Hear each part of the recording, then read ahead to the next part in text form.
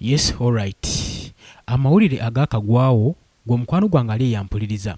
Okusinziira ku source, amawulire ge tulinawo olunaku olwaleero galaga nti nno Speaker wa Parliament Anita Among yandibanga ateereddwa ku house arrest. Njagala ompulirize bulungi. Gwe mukwano gwange azze atugoberera ku information gye tukuwadde olunaku olwaleero. Obanga ogenze maaso n'okuddingana mu vidiyo zaffe, mulimu obubaka obw'amaanyi obadde bukwatagana ku nsonga za bwa speakership mu ggwanga wano Uganda, era tubawadde abasinga mugenze maaso n'okomentinga mutaddeyo komenti zammwe. Naye kati amawulire ge tulinawo agafulumye okuva mu nsonda ez'enjawulo galaga nti nno Speaker Anita Among abadde Speaker wa Parliament w'eggwanga Uganda yandibanga ateereddwa ku house arrest. We bagamba okuteeka ku house arrest kitegeeza nti nno bagenda kubanga bakuumira mu makaago bbanga lyonna nga bakusibidde eyo. Lwa nsonga ki? Twagala tutunuulira ensonga lwaki eziteebereza okuba nga ziyinza okuba nga zitadde Speaker Anita Among ku house arrest. Wuliriza, olunaku olwaleero CEC Central Executive Committee mu National Resistance Movement yatudde mu makago wa President. Wali eri entebe ku State House, wabula nga kigambibwa nti Mwami Yoweri Kaguta Museveni ye yasomaninze oba ye yakoowodde olutuula luno bagende maaso n'okubanga batuula ne Executive Committee Board boogere ku nsonga z'obwa speakership. Naye kigambibwa babadde bakatuukayo omukolo ababaddewo abayite mwabaddemu bannaddiini. Omukolo guno tebagutumidde mwana era baakiise. Kakati abaakiise abadde abayite ku nsonga zino abatuula ku Parliamentary Committee Board basoose kulowooza nti bagenda tuukira ku nsonga ze bwa speakership, naye kyabeewunyisizza okubanga basoose kufuna ku ssaala ez'ekimpowooze nga buli muntu agenda maaso n'okutunula ku munne nga tebamanyi kigenda mu maaso. Wuliriza, Mwami Yoweri Kaguta Museveni bano yabakoowodde nga tabagambye kigenda mu maaso, wabula bakimanyi bulungi nnyo mbu buli Central Executive Committee eya NRM bwetuula baba bagenda kudiscussinga ku nsonga ze bwa speaker era badikirayinge baendosinge oyo agenda okubeera flag bearer ku kifo ky'obwa speaker bwa Parliament nga jidde ku kaadi ya NRM. Wuliriza, kaakati nno ebiva mu nkuubo byennyamiza era bitiisa. Oluvannyuma lwa Mwami Yoweri Kaguta Museveni ku luno ku Central Executive Committee eyatuuziddwa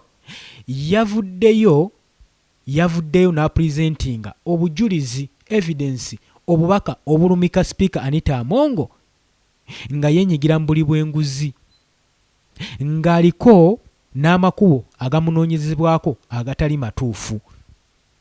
Wuliriza, nagambye oli ku Yugi Update Civic osinzira obbanga otuwuliriza gwe natanatwegattako kirira wansi waliwo ekigambo subscribe kikoneko obeere ng'otweyungako. Abali mu diaspora ntegeeza mu abali emitalo w'amayanja, abali mu Katoman, Dubai, Saudi Arabia, US, UK, China, abali mu Kenya, abali mu South Africa mwe namba tumiddeko nnyo mwebale kwekumira ku Yugi Update TV. Nagamba gwajja mu comment section sooka subscribing wali newo subscribing tewerabirako na mukadde. Nagamba akadde ako kakuyambako kuleetera notification message okubeera alert ku information yonna ebeteekeddwako obeere nga gwe abasooka ogiraba gwe abasooka okureceiving information eno. Abasharinga mbaagala nnyo, nammwe abalayikinga mwebale kukola omulimu gw'amaanyi ogw'ensusso. Kakati tusimbudde, kakati Parliamentary Committee baavuddewo nga bakutte ku mutwe era nga bawuniikiridde. Lwa nsonga ki? Yoweri Kaguta Museveni okuvaayo chairperson w'ekibiina kyabwe ekya NRM okuvaayo nga abapresentingira obujulizi obulaga nti Speaker badda yenyigira mu buli bw'enguzi. Ki ekisinza okuba Speaker Anita Among? Bintu biringa bisatu obanga obitunuulidde. Gavumenti bya NRM tugitunuulizza entakera byesinziirako okubanga ekusendesa oluti ng'ekikere.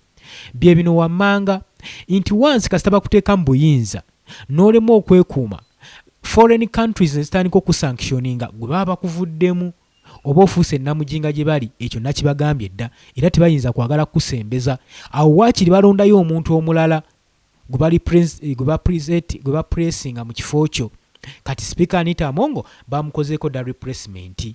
Kigambibwa ku byateeseddwa eri byabadde eri bakkaanyiza nti Speaker Anita Amongo aleme kukomawo ku kadi ya NRM awummuzibwe olw'ensonga nti aliko ebibuuzo bingi, aliko ne sanctions nyingi mu mawanga ag'ebunaayira, ate ffe twagala genda mu maaso na tusanctioninga nate tukuba sanctions kufuna kubulwa buyambi bwe tubadde tufuna foreign aids okuva mu mawanga ago. Kitegeeza mu ngeri yonna yonna Speaker Anita Amongo yabadde alina kuwummuzibwa.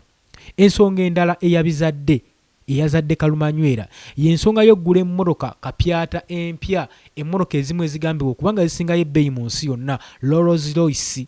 Eno nno Speaker Anita Amongo yagiyingizaawo ennaku eziyise emabega, era ebambuuziza ku mmotoka eno ebalibwamu obukadde obuwumbi bwa Uganda 3.5 bwe bugule mu mmotoka eno. Yabagambye nti n'ekyo kyabadde kirabo ekyavudde ewa mukwano gwe. Wuliriza. Oli ku Yugi Update TV nyongera okukujjukiza. Speaker Anita Amongo yabagambye ne mutankaza akazannyo ekyo just kirabo mukwano gwange yakimpeereza nga njuzaayo olw'okutuuka ku mazaalibwa gange, era temulowooza nti nakozesezza nsimbi zange okubanga ngula emmotoka eyo. Ekyo kyabadde kirabo, banange temukiraba bubi. Newankubadde yannyonnyodde ebyo Muhoozi Kainerugaba, Chief of Defence Force, mutabani wa Mwami Yoweri Kaguta Museveni era nga special advisor ku special operations ezikolebwa mu UPDF, yavuddeyo n'agamba nti kyewuunyisa okubanga emyaka gyonna nze butyangambawo nga ndi mutabani wa Yoweri Kaguta Museveni, ng'omutabani situulanga mu mmotoka eyo era sifunanga na kirowoozo, era nkiwa n'ekitange Yoweri Kaguta Museveni bukyanga wamba buyinza mu 1986 tagulanga ku mmotoka era tagirowoozangako. N'agamba era yeewuunya nnyo abafuzi abakulembeze abali mu gavumenti ekifo ky'okufaayo ku ggwanga engeri gye litambulamu, eggwanga nga terina mirimu, bannansi nga basitaavinga, bannansi nga baavu, gwe nolowooza kugula mmotoka ey'okwejaajaamya. Eyo nno ensonga eringa yakubiri ku nsonga z'enkuwadde. Ensonga endala eyinza okubeera nga Anita Amongo abasajja bano bamuvuddemu, batunuulira amaka ga Speaker g'ayina.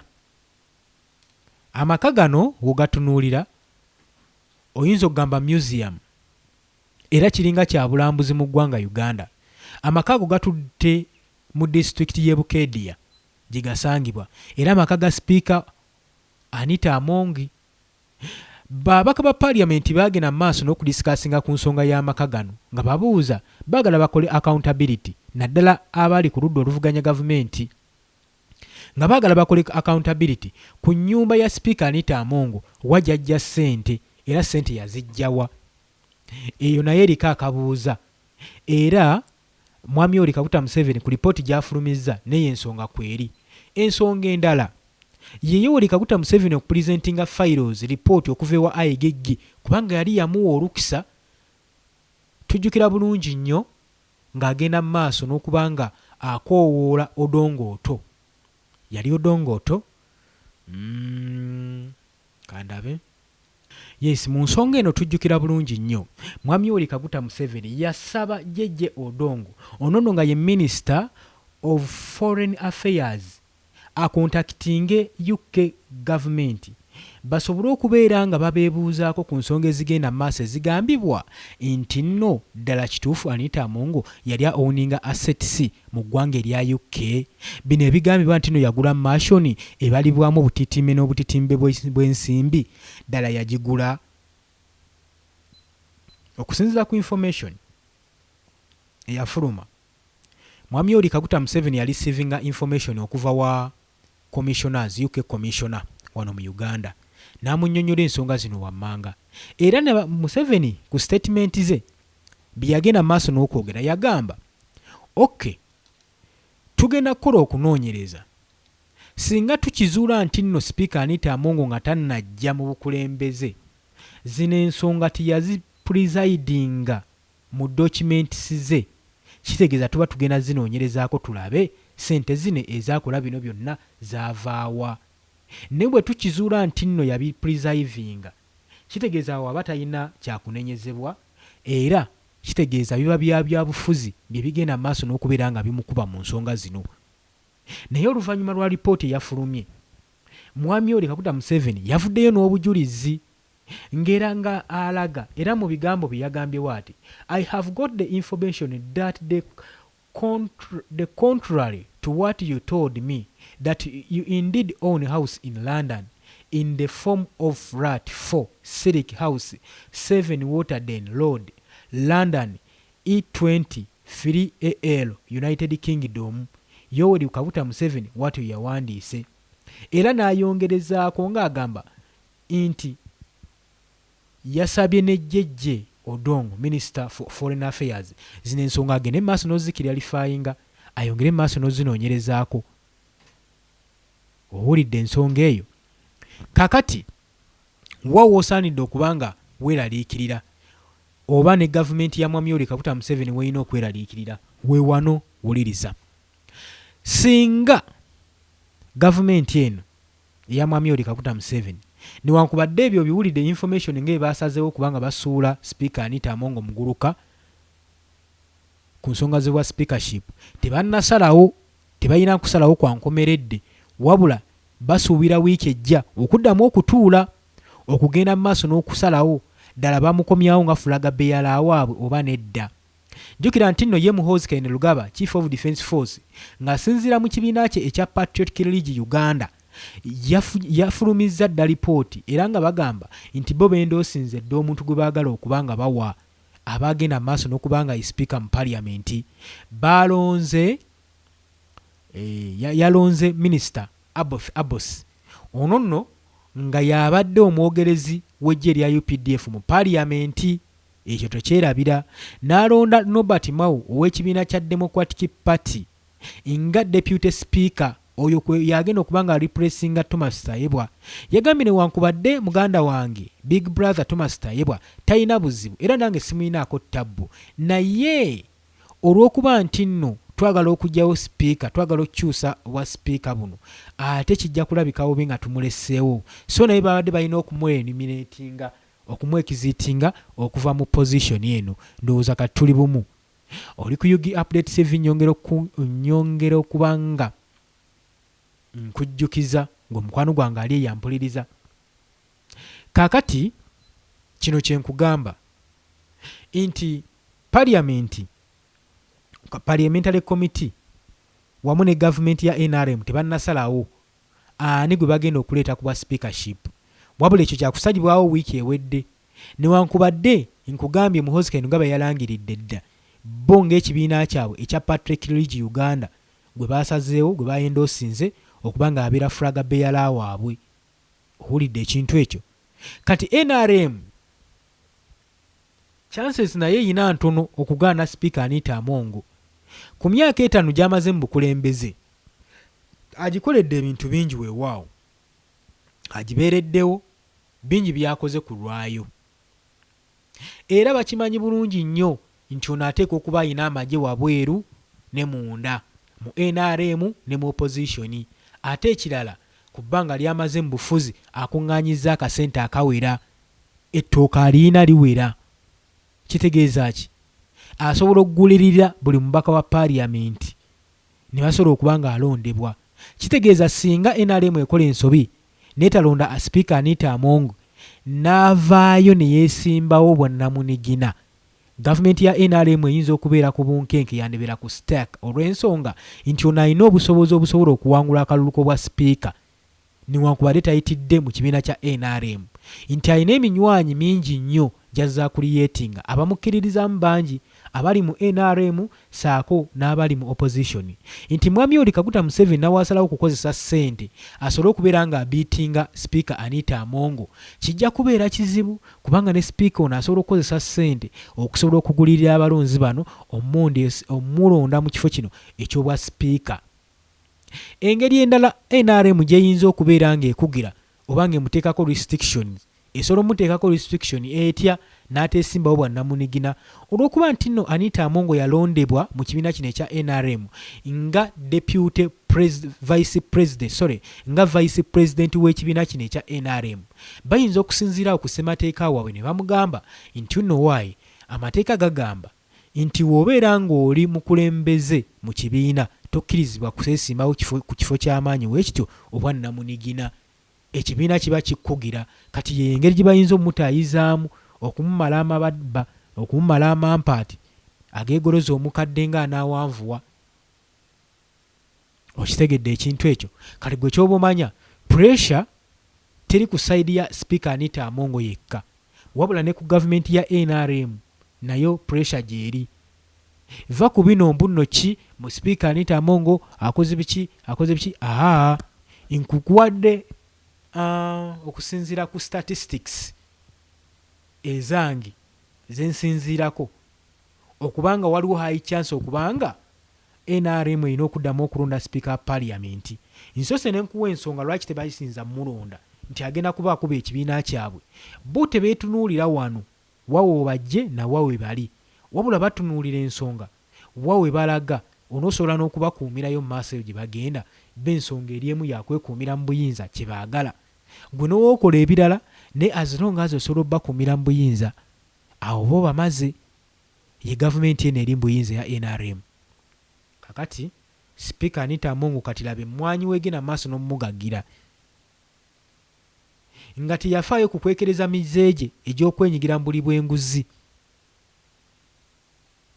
Amawanga ag'ebunaayira ne gasooka gamukuba sanctions ne gakatagga bukatazzi. Kakino kyamunafuya mu kibiina kye. Yali alowooza tekirina side effect, naye side effect kyabadde nayo kyamaanyi. Kati ate sanctions ezo baamukuba zaali zeekukusa ku buli bwanguzi. Bagenda okulaba era byebimu bifaanagana. Wuuyo aguze emmotoka ya buwanana, amaka gazimbye galinga gundi, galinga museum. Wuuyo agenze mu maaso n'okubeera nga y'omu ku baasayininga ssente za service awards 1.5 billions ezatwalibwa bafo commissioners. Eyo yonna saaga mukyagijjukira. Kati NRM esobola n'omukubira mu ssaga endala singa aba tebaagala gye bwannamunigina. Basobola okukomyawo ssaga y'amabaati agabbibwa okuva mu ofiisi ya Prime Minister, yonna basobola ogikomyawo. Naye kino kiba kirina bangi be kitwaliramu, omuli ne Ssaabaminisita Nabbanja kiba kimutwaliramu. Ekyo kyonjagala omanye. Oli ku UG Updates TV nyongera okujjukiza gwe mukwano gwange ali eyo okolera ddala ekintu ekyamaanyi ennyo. Kakati nkugambye ensonga okumanya ziri serious era zaabadde serious. Mwami Yoweri Kaguta Museveni nkugambye yatuukiridde era yatuuzizza meeting ne batuula bombiriri ne bagasimbagana ne British High Commissioner wa Uganda. Mu nsonga zino ng'agenda maaso n'okumubuuza n'okwebuliriza ng'agamba naye ddala kituufu Anita Amongo ayina amaka? Ddala agamba amaka ge yagambibwa nti no gayina mu UK gage oba apangisa amapangise?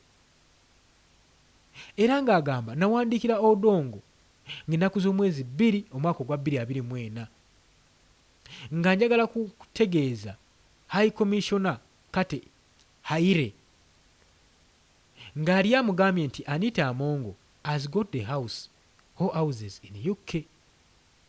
Nagamba sigenda kubanga kino nkibuusa maaso kantwale okunoonyereza kwange ddala nzuule ddala Speaker Anita Amongo ayina amaka oba ayina assets mu UK. Era mu bigambo bye yayogerawo ati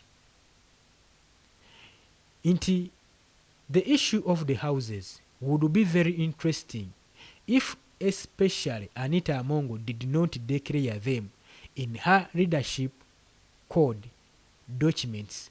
If she had declared them, then the next issue would be how she got the money to build them.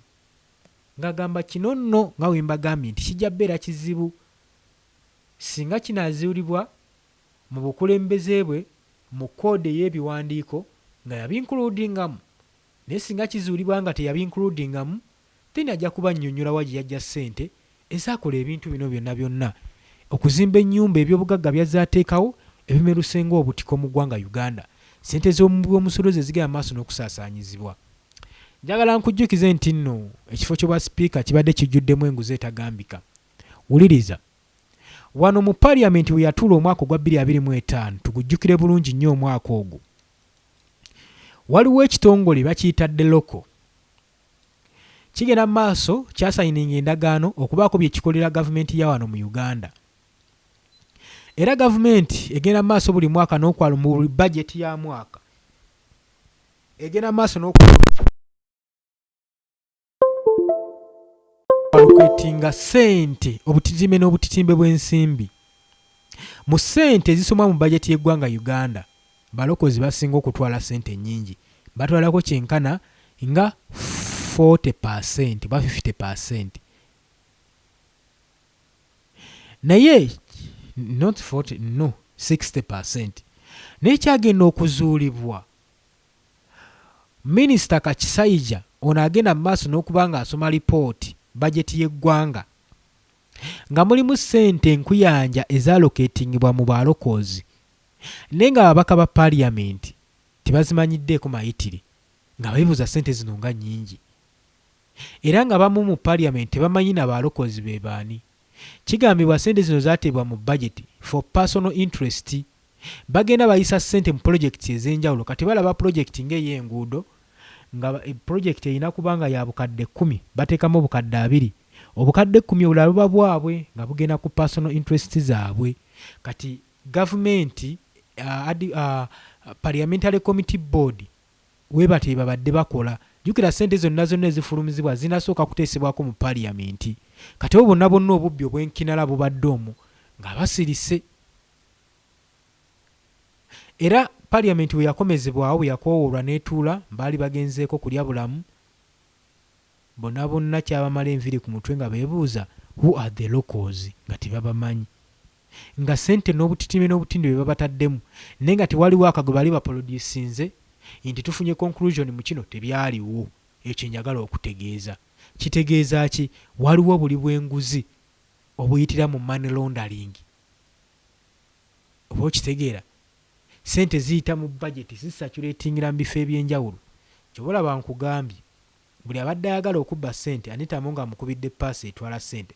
Buli tteeka ebadde lireetebwa nga liganyiddwamu okukumpanyamu ssente, sipiika anitamu nga badde akuwa omwaganya n'oliyisa ne liyitawo kubanga lirimu akasente. Kati we nkugamba nti nno omugagga era gavumenti nnamba asobola okuwera ennemba nayo eya Museveni oba ekibiina kye NRM towakana. Ssente azina asobola okugulirira ababaka era gavumenti ya Yoweri Kaguta Museveni ekyo kyesinza okutya. Kati zino ze zimu ku nsonga waaki nkugamba yandiba nga ali ku house arrest, takkirizibwa kufulumya wadde kagatto mu kompawundi ye era nga yayolekeddwa dda mu Bukeediya gy'asubiddwa. Oluvannyuma lw'okukola ebyo byonna obikola abasajja still basigala bamutaddeko embeera. Era y'ensonga waaki olaba wano mukazi wattu yali awuniikiridde nga bagana ekyemukola nga si kituufu. Ensonga twazoogerako kiki mpozi n'agamba waayi ate taata nayogeddemu ne taata n'akola waati manyi taata ono. Era mubadde banawunsinga nga basinziza mu kibiina kye bakomekedde bagamba nti patriotic ridge eno Uganda egenda kusinziira ku binaaba bivudde mu kwendoosinga eri Yoweri Kaguta Museveni gw'anaaba alonze naffe gwe tugenda okuba nga tubaakinga. So ensonga z'obwa sipiika muzikwate empola muzigendeko mpola. Tulinde oyo gwe batusongera ku lugalo gwe tujja okubaakinga gwe tujja okulonda. Ekyo kyadde kibiina ekya Muhoozi Kainerugaba. Oli ku Yugi Update TV nyongera okukujjukiza kw'osinza obanga otuwuliriza gwagala otweyungako nkutegeeza nti kirira wansi waliwo ekigambo subscribe kikoneko obeere ng'otweyungako. Kakati nno embeera bwetyo weeri ebya sipiika Anita Among bibi eyo kinjagala okugamba.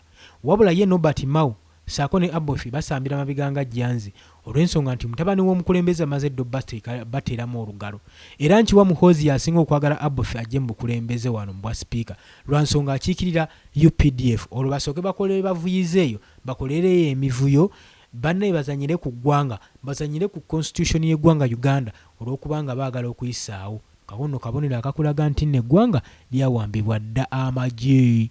Ekyo obadde tokimanyi singa Abofi atula ku ntebe y'obwa sipiika kirizagaana Uganda oba erwedde empambi oba oyagala oba toyagala. Oli ku Yugi Update TV nyongera okukujjukiza mu abali e Canada, abali e Turkey, abali e Saudi Arabia mbatumiddeko nnyo, emirimu gitambula gitya, abali mu Asia mukolera ddala ekintu eky'amaanyi ennyo. Olw'obudde kambakereka akatambi kano n'oluvannyuma nja kwaniriza mu comment section. Munansonyiwa olw'obudde saasobodde na kubabuuzaako mwasuze muti eyo muguliko obwakedde, kansubire nti bibatambulidde bulungi nnyo era na luno olunaku nsaba lubeere lwa nsusso gye muli era nga mbaagala nnyo mweraba. Sonda ezesigika okuva mu maka wa pulezidenti zitubulidde nti mu kiro ekikeesezza enkya ya leero wabaddewo akafubo k'abakulu mu kibiina ki NRM ne bakkaanya nti abadde sipiika wa paalamenti ekomekereza emirimu gyayo Anita Among ebyokuvuganya ekisanja ekiddako abireke ne bamusikiza omubaka Jacob Oboth. Mu nsisinkano eno pulezidenti yalaze Among omukuku gw'ebiwandiiko ebijjudde obujulizi bwamulinako ku nguzi ensimbi zazze yakozesa ko ne gyazijja. Kyokka Jacob Oboth wetogeddeko naye atugambye nti tannabagulizibwako ku byabadde mu State House. Katubirabe.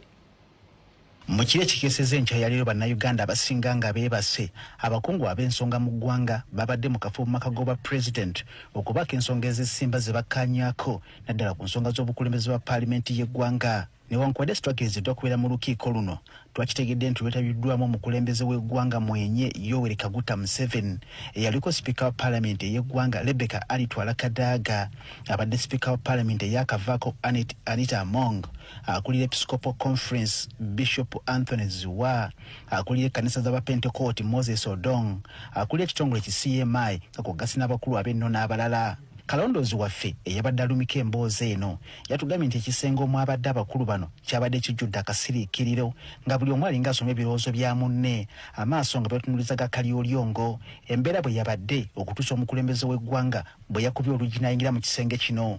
Mbu bano newankubadde babadde basuubira kutandikira ku bya bukulembeze bwa paalamenti, ensonga zatandise na ssaala okuva eri abasumba olw'emboozi n'eryokeggwa amakerenda. Muntu waffe ono obwedde alengerera ewala atugambye nti pulezidenti yabadde mutwakaavu nnyo nga mpawo kimuleetera kumwenya wadde okulaga ekisa.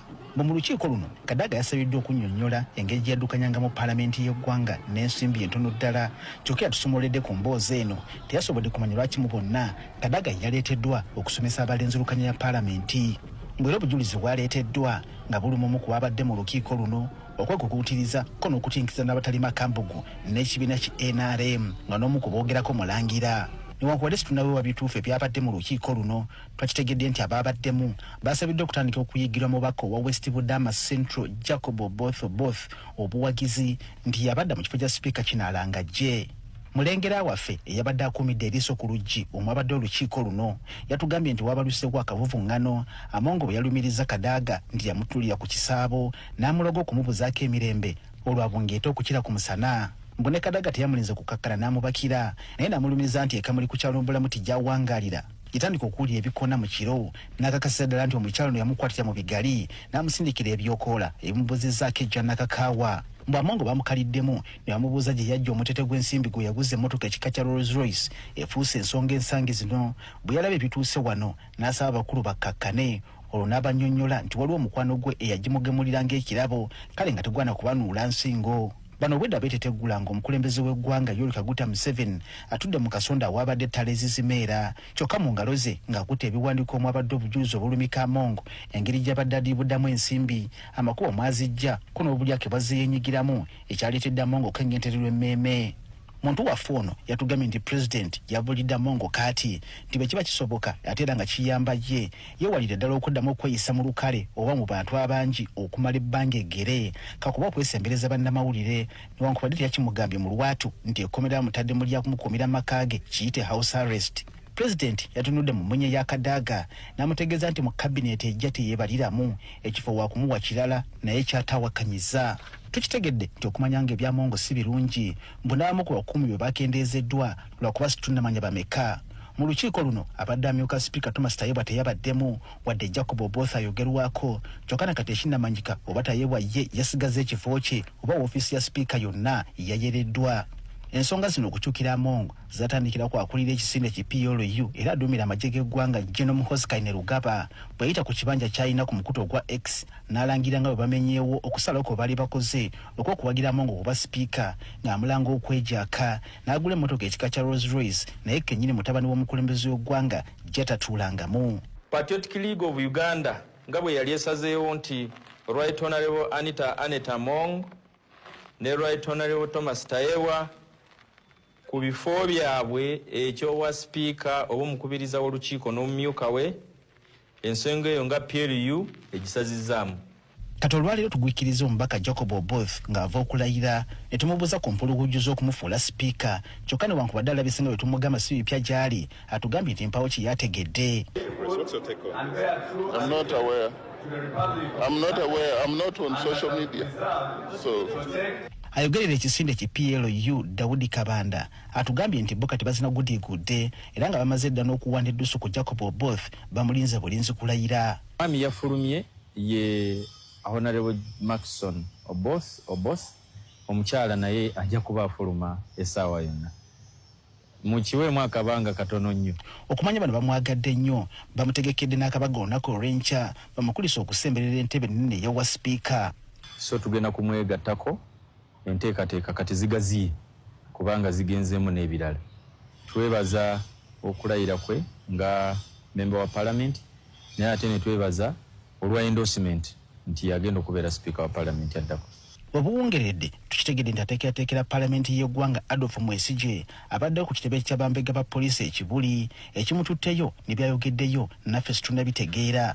Abawangadde ku kaalo Uganda bajjukira bulungi nnyo nti bwe lwali bwe luti omwaka 2021 ebbugumu lyali ly'amaanyi nnyo mu palamenti y'eggwanga olwo nga ababaka abalonde ab'akaseera ako basimbirira Rebecca Hitwala Kadaga Ekkuuli ku kyokuddamu okuvuganya ku basipiika ng'omugenzi Jacob Oulanya ne Anita Among y'ensonga ng'owama Kadaga n'akulukusa amaziga. Kati ekirindiriddwa kwe kumanya ekiddako mu bulamu bwa Among kale bw'aba asuuliddwa ku basipiika kifo kye ky'anaaweebwa mu kabineeti eno enaatera okulondebwa akadde konna.